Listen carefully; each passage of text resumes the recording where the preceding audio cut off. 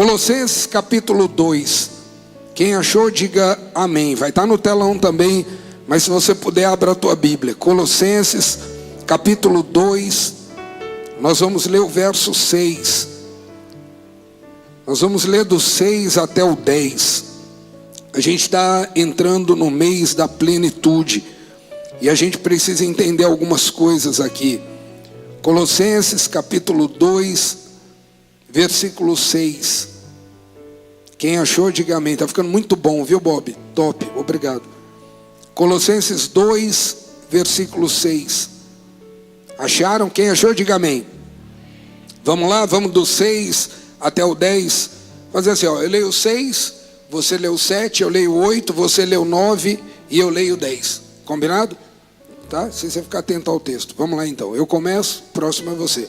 Portanto, assim como vocês receberam Cristo Jesus, o Senhor, continuem a viver nele.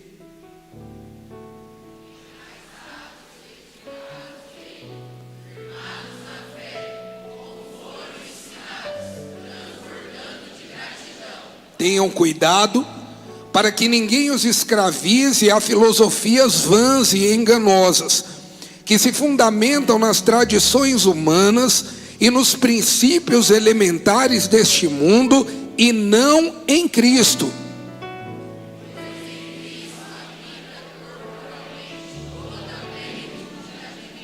E por estarem nele, que é o cabeça de todo poder e autoridade, vocês receberam a plenitude. Quantos estão em Cristo Jesus aqui hoje? Então fale com Ele nessa manhã. Diga: Jesus, nós já recebemos a plenitude. Peço ao Senhor nessa santa ceia, Pai. Peço ao Senhor nesse mês de maio.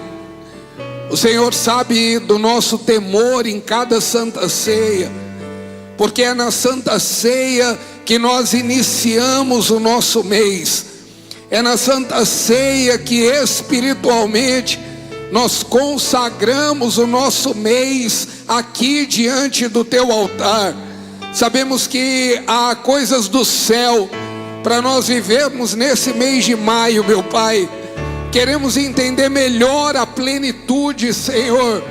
Queremos entrar nesse mês da plenitude com uma certeza, a certeza que no Senhor, nós acabamos de ler, no Senhor nós já temos a plenitude, meu Pai. Fala com cada filho teu, coloca na minha boca a tua palavra, a palavra que vem do céu, a palavra que vem do teu trono, meu Pai, e nós te daremos honra, te daremos glória, todo louvor sempre. Essa manhã é tua, essa igreja é tua, nós somos teus, tudo aqui é teu, Senhor. Já cantamos e pedimos para que o Senhor tome o teu lugar. Já erguemos altares ao Senhor aqui hoje, meu Pai. Continua falando, manifesta a tua glória, para que a gente possa viver, peça isso a Deus, para que a gente possa viver um mês da plenitude, meu Pai. Visita a nossa vida, fala ao nosso coração, em nome de Jesus Cristo, amém. Amém. Você pode aplaudir ao Senhor pela palavra dele. Aleluia.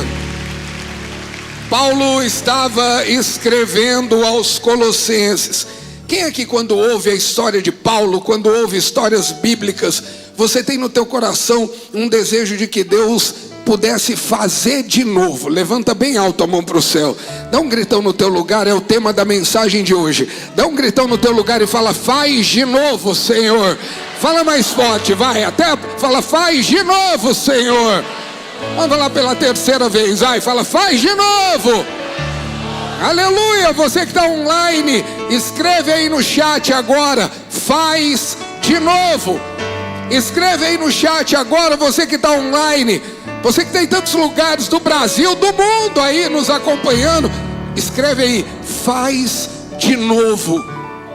Agora eu quero que você seja honesto e nós vamos começar a mergulhar na nossa primeira palavra do mês da plenitude: Tudo bem? Quando você lê um tema como esse, ou quando você fala uma frase como essa, Deus faz de novo, qual a primeira coisa que vem na tua cabeça? Seja honesto com você agora, vai. Qual a primeira coisa? Quando você levanta a tua mão e fala assim, Deus faz de novo, você está se referindo ao quê? Você está pensando no quê? Sinceramente, vai. Vou dar algumas dicas, né? De coisas que passam na nossa cabeça como humanos. Faz de novo. O Senhor já abriu a madre de mulher estéril, abre de novo. Vou dar uma dica do que passa na nossa cabeça, faz de novo. O Senhor já preparou bons encontros, o Senhor preparou Rebeca para Isaac. Faz de novo, prepara meu Isaac, prepara minha Rebeca. Faz de novo.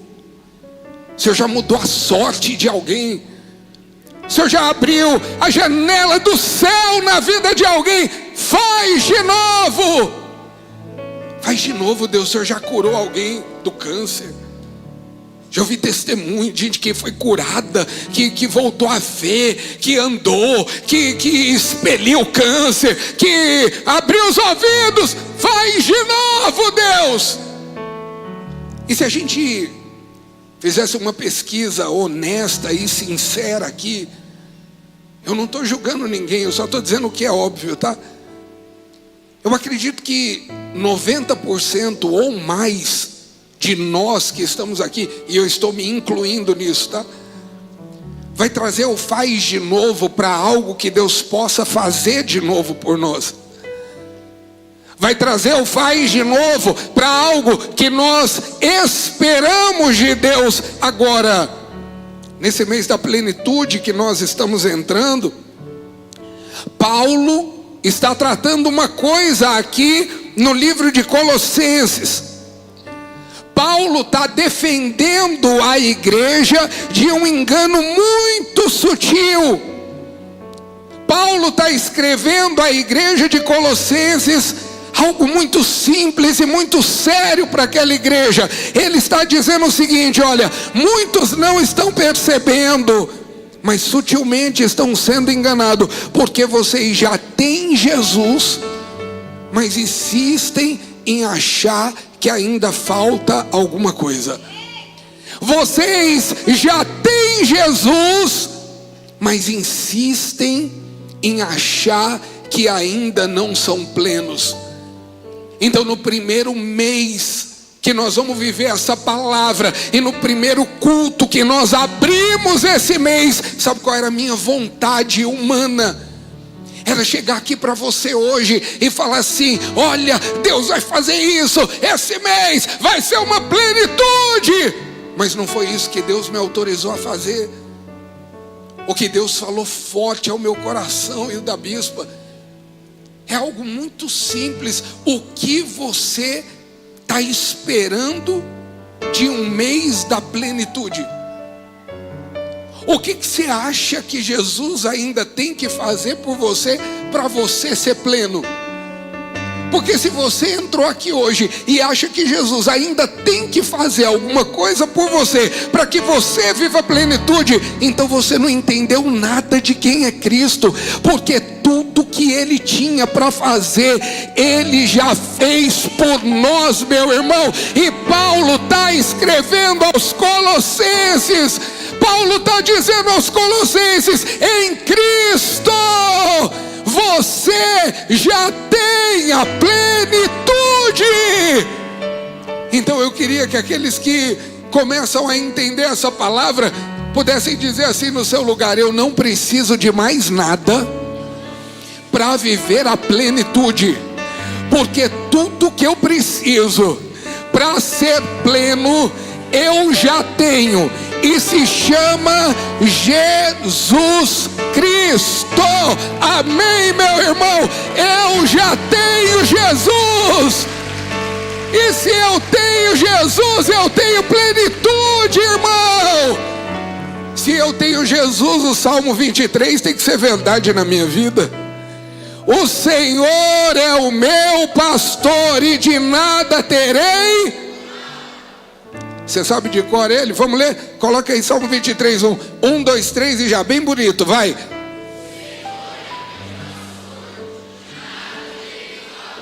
Eu ouvi até uma criança gritando, vocês ouviram? Mas eu estou cheio de falta.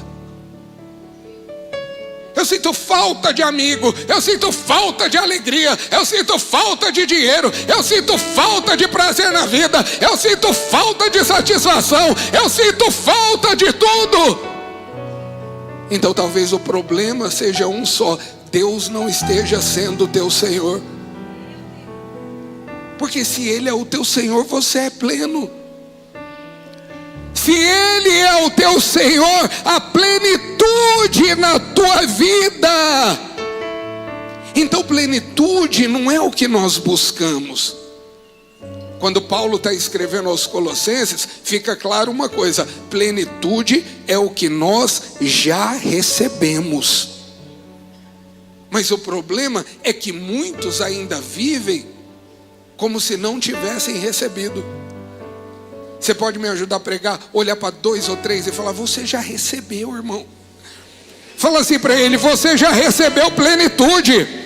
Fala mais forte para ele, fala: você já recebeu plenitude. Fala por favor para ele, fala: você já recebeu plenitude. Quantos estão aqui podem dizer: Jesus me basta? Não pedi para você falar, eu falei: quantos podem dizer isso? Quantos podem dizer? Levanta a mão para o céu. Então amanhã não vale reclamar do teu salário. Então amanhã não vale reclamar da tua casa. Isso não é plenitude. Quantos aqui podem dizer: Ele me basta? Levanta bem alto a mão para o céu. Fala: Ele me basta. Vamos ler 2 Coríntios 2, 9. Quando ele fala assim para ele: mas ele me disse. Ele quem? Jesus. O que Jesus te disse? Vai, 1, 2, 3 e vai. A minha...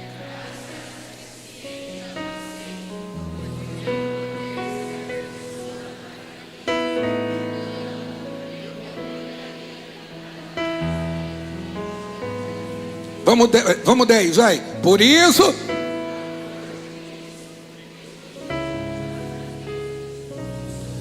Tá ficando fraco a tua leitura, viu? Eu entendo.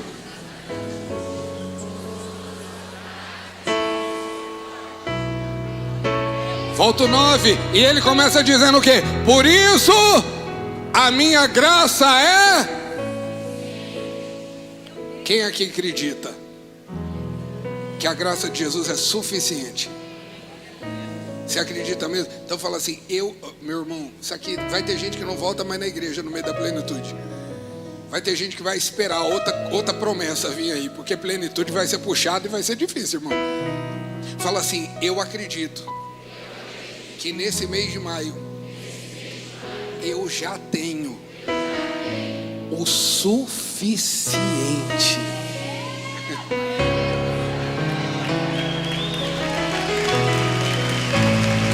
Ai, bispo, eu não queria que você pregasse isso. Eu queria que você dissesse, bispo, que sei lá, no meio da plenitude, sei lá. É que Colossenses 2:9, onde nós lemos, ele vai falar assim, ó, Colossenses 2:9. Pois em Cristo, Colossenses 2:9, habita corporalmente o quê? Quem está comigo até aqui? Não se perde não, irmão. Nós estamos lendo Colossenses. Quem está comigo até aqui? Em Cristo habita o quê? O quê?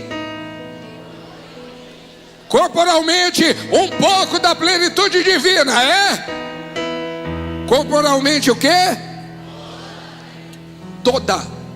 Quem acredita que toda a plenitude de Deus está em Cristo? Levanta a mão. Toda. Não tem nada que Deus reservou para ele só. Toda a plenitude de Deus está em Cristo. Quem acredita nisso que está lendo? Agora qual é o próximo versículo? Ele vai dizer: por estarem nele, que é o cabeça de todo poder e autoridade, vocês receberam Vocês já receberam. Não é pelos teus lindos olhos azuis, não, irmão. Não é porque você merece mais do que teu vizinho, não. É porque Deus está falando para nós: olha, toda a minha plenitude está em Cristo Jesus. E se você está em Cristo Jesus, você também já recebeu toda a plenitude que alguém precisa receber. Se você está em Cristo Jesus, você não recebeu um pacote básico de Deus, você recebeu a plenitude inteira de Deus. Abre a tua mão como quem recebe algo inteiro. Fala assim, ó. Quem já, peraí, fala, eu não estou sendo machista, mas é mais homem que é ligado nisso, eu acho. Se tiver mulher, tudo bem. Mas quem aqui já foi comprar um carro e você sabe que tem um modelo básico, um modelo de entrada, um modelo que vem um acessório a mais, um modelo que vem 3 acessórios? Quem sabia disso? Levanta a mão. Ah, bispo, eu também estou ligado nisso. Amém, pode levantar a mão. Hoje em dia você vai comprar um carro, até o tapete é opcional. Você sabia disso ou não? Então você compra um carro, você fala, o carro top. Aí você fala assim, ah, vem o que no carro? Vem as 4 rodas e o motor e o volante. Ah, é? E o resto? O resto você paga tudo à parte. O resto é, o que é o resto? O som que você quiser você tem que pagar, o vidro que você tem que pagar, o teto solar você tem que pagar, o tapete tem que pagar. Você sabia disso ou não? Quem já foi comprar um carro e por condição teve que comprar o básico de entrada? Levanta a mão para o céu. Aleluia, somos humanos, irmãos, somos normais. Agora quem já teve o prazer de entrar na loja e falar assim, eu quero o LXTZ HWM, eu quero o completo, que tem tudo. Levanta bem alto a mão para o céu. Sabe qual é o problema? Tem gente andando com Deus pensando que você recebeu o pacote básico. Mas tem uma diferença de quem anda com Deus. Quem anda com Deus é assim, ó, não tem opção de pacote básico. Quem anda com Deus é Deus falando assim, você recebe Jesus, nele está toda a plenitude de Deus, e porque você recebeu a Ele, toda a plenitude de Deus vem sobre a tua vida. Toda a plenitude de Deus vem sobre você. Você recebe a Deus. E você vai entender uma coisa: não é que eu vou receber, nem que eu tenho que me esforçar mais, é que eu já recebi a plenitude de Deus na minha vida. Eu já recebi o que Deus tem para a minha vida. Se a plenitude de Deus já está sobre você, nesse mês de maio eu profetizo, você vai viver como aquele que está cheio de toda a plenitude de Deus. Nesse mês de maio eu vou viver como aquele que está cheio de toda a plenitude de Deus. Profetizo sobre a tua vida nesse mês de maio. Você vai aprender a usar toda a plenitude que Deus já te deu. Quem aqui tem coisa na tua casa que você sabe que dá para fazer mais coisa, mas você não sabe mexer? Quem tem celular que não sabe mexer em todo o recurso que ele tem? Levanta a mão para o céu. Você tem uma Ferrari na tua mão, mas você só sabe mandar WhatsApp e ver Instagram. Levanta a mão para o céu. É tudo que você sabe fazer. Quem tem televisão que você nunca mexeu naqueles negócios de configuração, de som estéreo, de sei lá, de desligar automático, de ligar quando quer, de tecla, sei lá, você nunca mexeu, você só aperta o botão vermelho de liga, desliga, e o de muda de controle, e o que aperta a casinha para entrar no YouTube e no Netflix. Levanta bem alto a mão para o céu. Você tem tanta coisa disponível, mas você sabe? Então olha para quem está do teu lado e fala assim, tem tanta coisa disponível, e você está só usando o básico. Você está usando só uma oraçãozinha na hora de dormir. Você está usando só uma oraçãozinha na hora de acordar.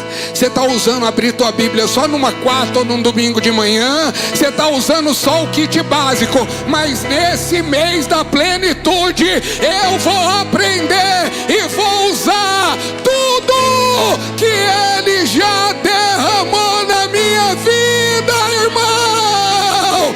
Eu vou viver plenitude. Dá um grito aí e fala, eu vou viver a plenitude. Então, bispo, o que faz de novo? Carta de Paulo aos Colossenses. Coloca o 2, o verso 7. Foi inclusive o que você leu, foi na hora que você leu. Eu fiquei meio assim porque eu queria ter lido esse, mas foi você que leu, então agora quem lê sou eu. O verso 7 vai dizer: enraizados e edificados nele, firmados na fé, como foram ensinados, e transbordando de gratidão.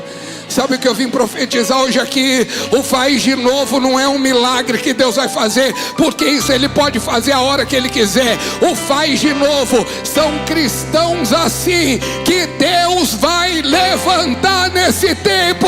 O faz de novo são cristãos que vão viver dessa maneira, porque se um dia já teve cristão que viveu enraizado e edificado, eu profetizo e quero receber na minha vida: Deus vai fazer de novo, Deus vai fazer de novo, e Deus vai levantar, meu irmão, homens enraizados e edificados como os primeiros cristãos. Levanta a tua mão e fala: Deus, como um dia houveram cristãos com tanta sede, com tanta fome, eu te peço, faz isso de novo. Faz isso de novo. Irmão, vamos falar a verdade, como cristão que somos, como crente que somos, a gente perdeu alguma coisa no meio do caminho. Perdeu ou não perdeu? Fala a verdade, a gente perdeu alguma coisa. Perdeu ou não perdeu? A gente perdeu alguma coisa que os cristãos tinham e que hoje a gente não tem mais. Então quando eu estou pedindo para Deus: faz de novo, Deus, e me faz como os antigos cristãos, eu não estou falando na forma de culto, eu não estou falando do estilo de roupa, do costume, do modelo da igreja. Não é isso que eu estou falando. Eu estou falando: faz de novo, Deus. A gente, como antigos cristãos que eram plenos por causa da sua forma convicta de adorar a Deus. Faz de novo, Deus, cristãos que não eram cristãos pela moda, mas eram plenos e radicais em sua fé. Então o problema não é que nós nos tornamos modernos. Nós somos moderninhos. A gente vem para a igreja com roupa da moda e está tudo bem, irmão. Ninguém vai falar que agora na cabana não pode mais. A gente é moderno. A gente tem telão, a gente tem luzes. Olha, parece um show. O problema não é essa modernidade. O problema é de tão moderno que ficar vazio. O problema é que se de tão moderno que a gente ficar, entrar em extinção cristãos como Estevão. Lembra de Atos 7:55? Mas Estevão, cheio do Espírito Santo, levantou os olhos para o céu e viu a glória de Deus e Jesus em pé à direita do Pai. Bispo, onde ele estava? Numa conferência, chapando do Espírito Santo? Não, irmão, ele estava sendo perseguido e apedrejado. Só que ele, como cristão, estava assim, ó. Ele dizia: eu vejo Deus. Pode seguir, meu irmão, por favor. Aí ele fala assim: eles taparam os ouvidos, dando fortes gritos, lançaram todos juntos contra ele. Era tipo assim, ó, enquanto Estevão estava dizendo: eu creio em Deus, eu vejo Jesus, o povo que odiava ele estava com a mão no ouvido, tampando, gritando e falando assim: apedreja ele. Arrastaram-no para fora da cidade, começaram a apedrejá-lo. As testemunhas deixaram seus mantos aos pés de um jovem chamado Saulo, que veio ser Paulo. Saulo estava lá olhando um cristão que, mesmo sendo apedrejado, não parava de dizer: eu adoro e vejo Deus. Enquanto apedrejavam Estevão, este orava. Orava o quê? Senhor, me livra dessas pedradas. Este orava: Senhor Jesus, recebe o meu espírito. A gente evoluiu em muita coisa, irmão, mas a gente regrediu em muitas. Deus me livre, o mês da plenitude, dizer, esse mês vai ser pleno, porque Deus vai me dar não sei o que. Credo, esse mês vai ser pleno, porque eu vou pedir para Jesus: Jesus, eu quero ser como os antigos cristãos. Lembra quando a gente fala, a perseguição não matou a igreja, o Coliseu não matou a igreja. Você sabe nem o que é Coliseu? Coliseu virou só ponto turístico. Agora que você vai lá para tirar uma foto no Coliseu e dizer que você já foi para a Europa. E não tenho nada contra, profetizo e quero ir tirar minha foto lá, tá tudo bem. Mas você sabe o que era o Coliseu em Roma? Era usado para execução pública de cristãos, principalmente como forma de espetáculo e intimidação. Sabe o que era o Coliseu? Durante perseguições, especialmente sob imperadores como Nero, alguns cristãos eram condenados à morte em arenas públicas para virarem motivo de piada. Eles eram levados diante da multidão sem armas, sem defesa, e tinham uma escolha bem simples e cruel: negue a Cristo e nós te tiramos dessa arena. Negue a Cristo e nós te tiramos do Coliseu. Mas sabe como eles agiam? Relatos antigos de escritores cristãos e até romanos descrevem que algo chocava quem assistia. Muitos não iam gritando, não iam amaldiçoando, mas relatos da história do Coliseu diz que eles entravam orando, cantando em paz e adorando a Cristo. Relatos dizem que isso intrigava o império, porque Roma entendia força, guerra e poder, mas não entendia alguém que não negava sua fé nem diante da morte. Então o Coliseu não venceu a igreja. Aquilo era para destruir o cristianismo, mas acabou espalhando ainda mais. Tem uma frase de Tertuliano, um escritor da época, que diz o seguinte: o sangue dos mártires é a semente da igreja. Cristãos que quanto mais perseguidos eram, mais declaravam: eu não nego a minha fé. Hoje tem gente negando a fé porque não deu para comprar um carro novo. Hoje tem gente negando a fé porque você ficou chateado com alguém que não te deu bom dia. Mas cristãos antigos estavam sendo apedrejados e dizendo: eu tenho a plenitude, eu tenho Cristo dentro de mim. Ai, bispo, isso é demodé, isso é coisa muito antiga. Agora, irmão, há 10 anos atrás, 21 homens, a maioria trabalhadores egípcios simples, um deles era de Gana, foram sequestrados por um grupo extremista. Depois de semanas, divulgaram um vídeo, e muitos aqui devem ter visto esse vídeo. Eu trouxe uma foto para você ver. Sabe o que era esse vídeo? Extremistas, e obviamente eu não vou passar o vídeo para você porque são 10 horas da manhã. Eram extremistas dizendo para esses 21 homens: nega Jesus Cristo. Eram extremistas dizendo para esses homens: negue Jesus Cristo. Você sabe o fim dessa história? Eles foram levados para a praia, se ajoelharam. Isso circulou a mídia do mundo inteiro. Quem lembra dessas imagens? Pois é, já faz 10 anos, foi em 2015. Eles se ajoelharam. E sabe o que eles disseram? nós não negamos a nossa fé. O mundo viu aquilo como uma tragédia. Deus viu aquilo como um sacrifício. O mundo viu aquilo como uma tragédia, mas espiritualmente era um testemunho.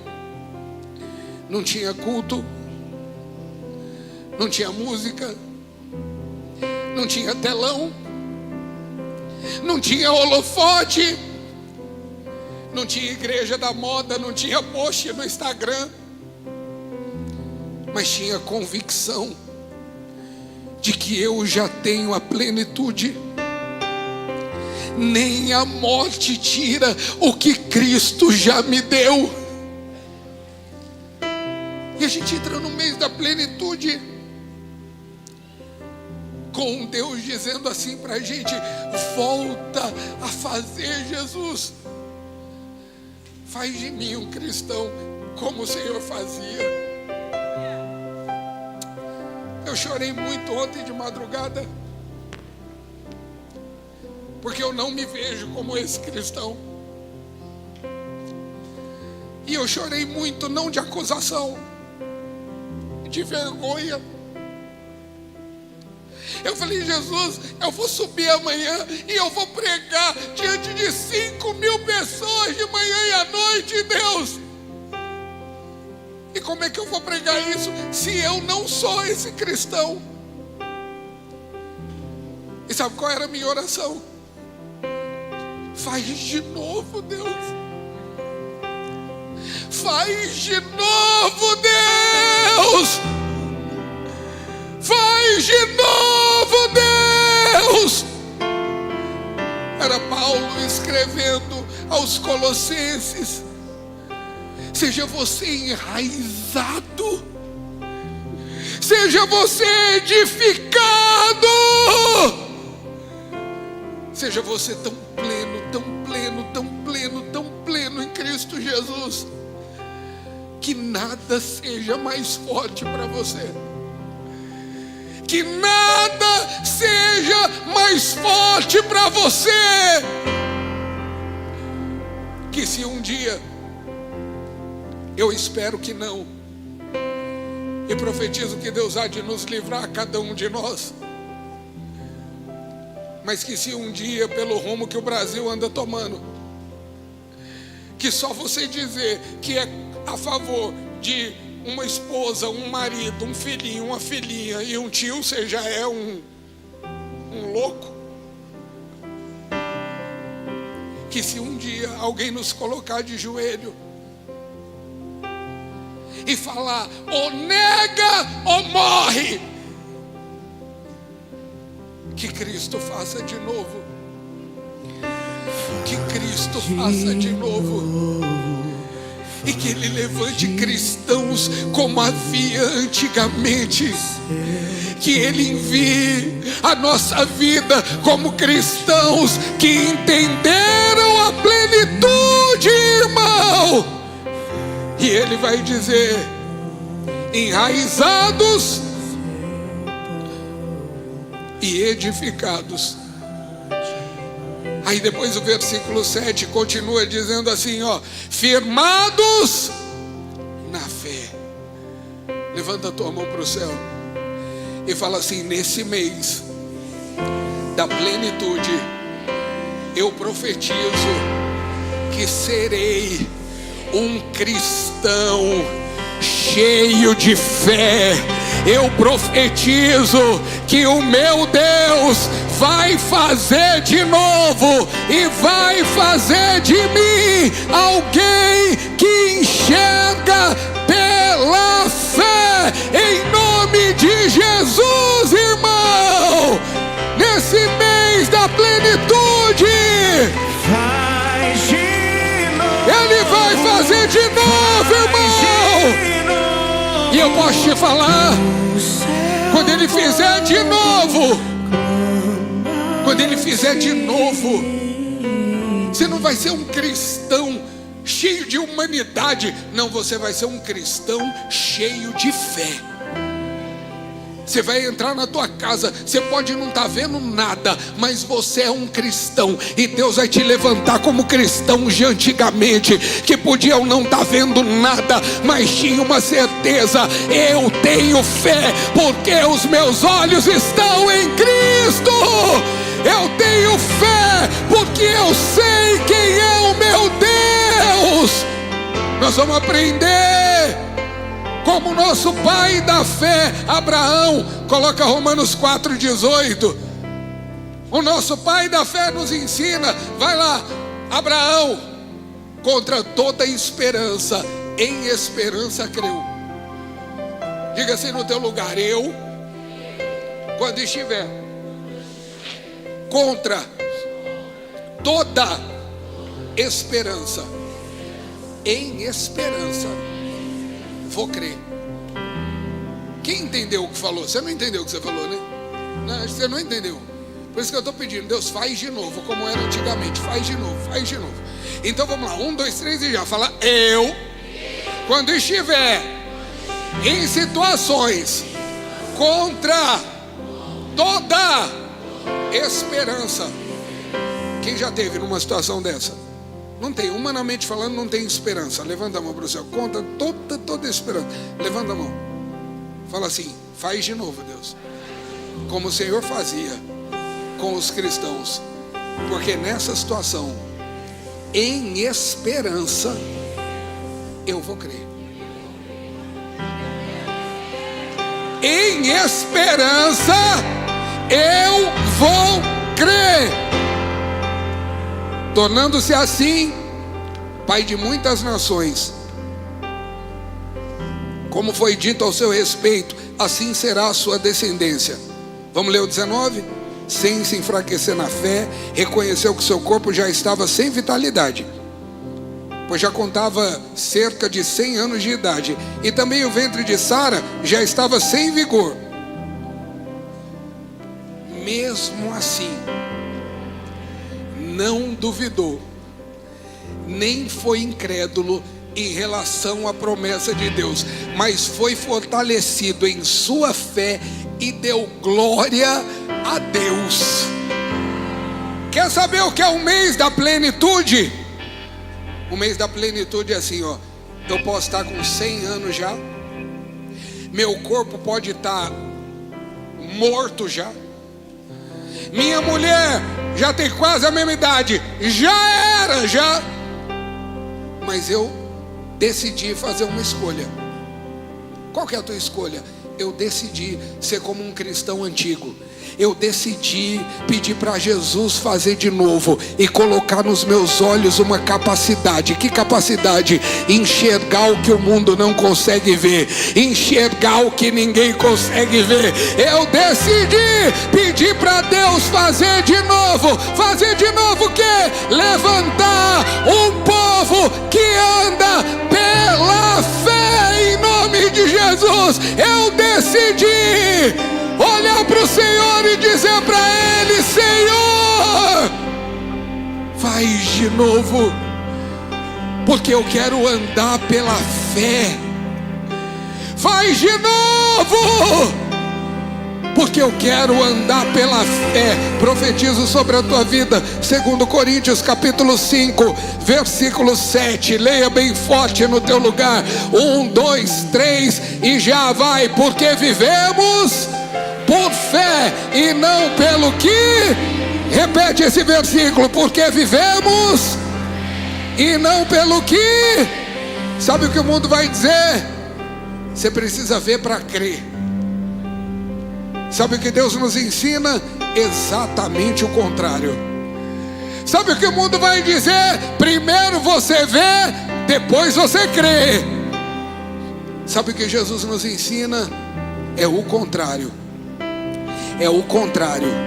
Você vai crer, e porque você vai crer, Deus vai fazer na tua vida em nome de Jesus.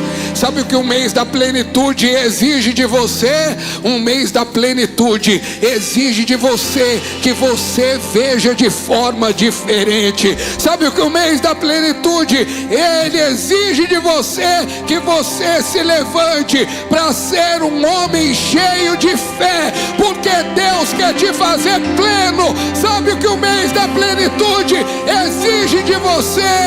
Não alguém carnal que só consegue ver um palmo diante do nariz. Deus exige de você nesse mês da plenitude que você saia daqui hoje para dizer: eu tenho a plenitude de Deus, eu tenho a plenitude de Deus, eu tenho fé para enxergar o que ninguém enxerga, eu tenho fé para enxergar o que ninguém pode enxergar.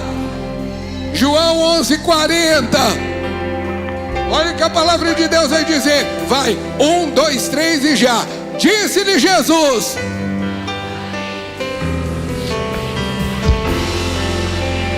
Peraí, que eu achei que você... Não aplaude no embalo não. Achei que você leu muito desanimado. Porque quem está dizendo isso aí não é o bispo Alex, não. Quem é que está dizendo isso aí? Quem é que está dizendo isso aí? Onde é que está o povo que ainda respeita o que Jesus diz, irmão? Onde é que está? Onde é que está o povo que ainda tem temor do que Jesus diz? Onde é que está? Então você vai ler como tem que ler. 1, 2, 3 e já. Disse-lhe Jesus: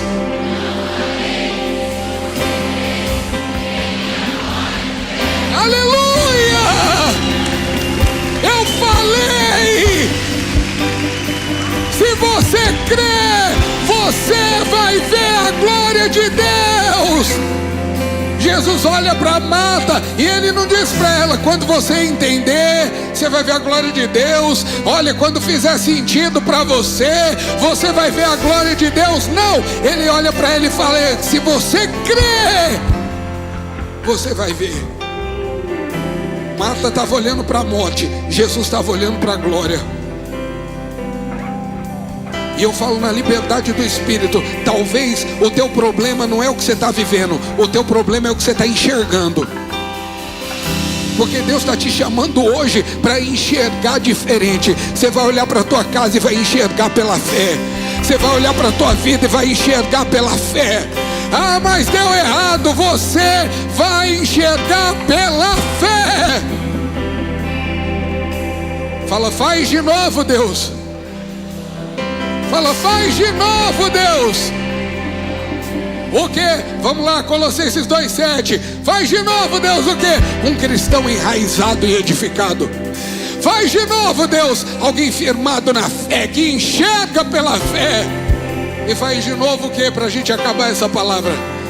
Alguém que está vivendo tanta plenitude que transborda de gratidão. Alguém que está vivendo tanta plenitude que transborda de gratidão.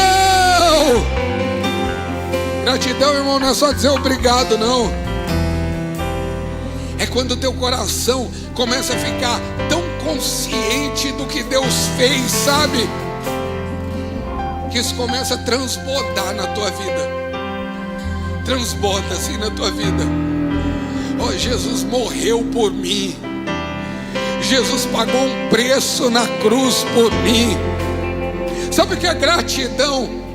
Gratidão de verdade é quando você para de focar no que falta e começa a valorizar o que você tem. Sabe o que é gratidão de verdade? É quando você depende não mais de tudo estar perfeito para reconhecer Deus, mas depende só da presença dele. Sabe o que é transbordar de gratidão? É quando tua linguagem muda, menos reclamação e mais reconhecimento. A sua postura muda, menos peso e mais leveza. A gratidão é a maior prova que o teu coração está cheio da plenitude de Deus. A gratidão é a prova de que você está satisfeito. É muito gostoso quando a gente está satisfeito. Quando a gente está satisfeito. fala assim: olha, muito obrigado, eu estou satisfeito. Se vier alguma coisa a mais, aleluia. E eu não estou aqui para dizer que Deus não pode, mas eu estou satisfeito. Eu estou satisfeito pelo amor de Jesus por mim. Sabe que música eu estava pensando? Eu não sei como cantar ela, mas é aquela que fala assim: me perdoa se eu não estou cantando de coração, me perdoa se é essa mesmo. Eu estava pensando ela, sabe? Eu estava estudando ontem e pensando nessa palavra, falando: Jesus, beleza, vamos para o mês da plenitude, irmão. Vamos para o mês da plenitude. Olha aqui para mim de verdade. Ei, cristãos! Ei, cristãos de 2026! Fala: Deus, faz de novo. Faz de novo de mim um cristão verdadeiro. Um cristão verdadeiro. Canta esse coro, eu acho que é o começo, né? Eu quero ser um cristão melhor. Eu quero ser um cristão melhor. Eu quero ser um cristão melhor. Eu quero ser um cristão melhor. Fala isso para Deus. Fala: eu quero ser um cristão melhor. Eu quero ser um cristão melhor. Será que eu seria esse? Será que eu seria esse? Mês da plenitude. Mês da plenitude. Olha aqui para mim. Sabe como vai acabar a carta aos Colossenses? Isso é mês da plenitude. Sabe como vai acabar a carta aos Colossenses? Paulo está dizendo para eles. Paulo está dizendo no versículo 7 que nós lemos: olha, esteja enraizado e edificado nele.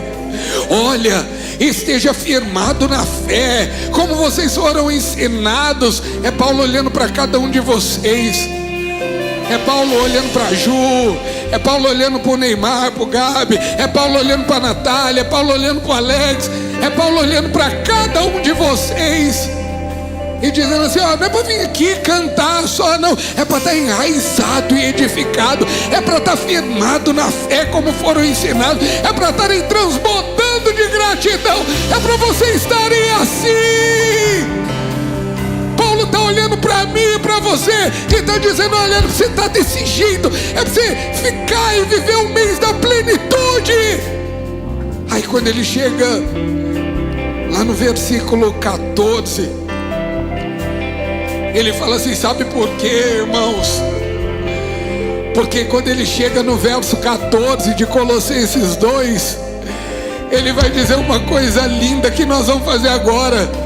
Porque ele cancelou a escritura de dívida que consistia em ordenanças que nos era contrária. Ele removeu, pregando na cruz do Calvário, meu irmão. Sabe por quê, meu irmão? Verso 15: tendo despojado os poderes e as autoridades, ele fez deles um espetáculo público, triunfando sobre eles na cruz. Do nosso campus online, o nosso desejo é abençoar a tua vida, chegando aí até onde você está, em qualquer lugar do mundo, em qualquer horário. O que eu espero de verdade é que essa palavra tenha edificado a tua vida. Que Deus te abençoe, que Deus abençoe os teus projetos, que Deus abençoe a tua casa, que Deus abençoe a tua família e que você continue se alimentando da palavra, porque a fé vem pelo ouvir e ouvir a palavra de Deus. Para você nos ajudar, você pode, é claro, colaborar com as nossas frentes assistenciais, com todos os projetos da nossa igreja, através desse QR Code, sendo um parceiro do nosso ministério. E você também pode nos ajudar com o simples fato de deixar um like aí nesse canal, porque quanto mais engajamento tem aqui nesse canal, mais longe essa palavra de Deus chega. Então eu espero que você não só seja abençoado, mas ajude essa bênção a chegar a outras pessoas também. Deus te abençoe, foi bom demais estar com você aí do outro lado.